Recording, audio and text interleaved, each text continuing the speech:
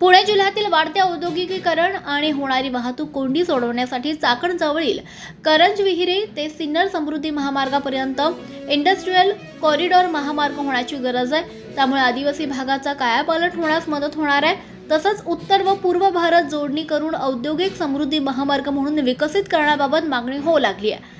हा महामार्ग अंदाजे 120 किलोमीटरचा होऊ शकतो। त्यात तो प्रस्तावित रायगड ते शिरूर मार्गाला छेदत पुढे जाणार असल्यानं मुंबईकडे लोणावळा मार्गे न जाता थेट खेड तालुक्यातील कर्जत नेरळ ते अटल सेतू मार्ग जवळ येणार आहे। तसंच पुणे समृद्धी महामार्ग सिन्नर येथे हा महामार्ग जोडला जाऊ शकतो। हा मार्ग सविस्तर प्रस्ताव करून विचारात घ्यावा अशी मागणी खेड तालुक्यातून होऊ लागली आहे। या भागातील प्रस्तावित हाय स्पीड रेल्वे तसंच अन्य महत्त्वाचे रस्ते आणि मंजूर रस्ते वेगवेगळ्या कारणांनी रद्द होत आहेत।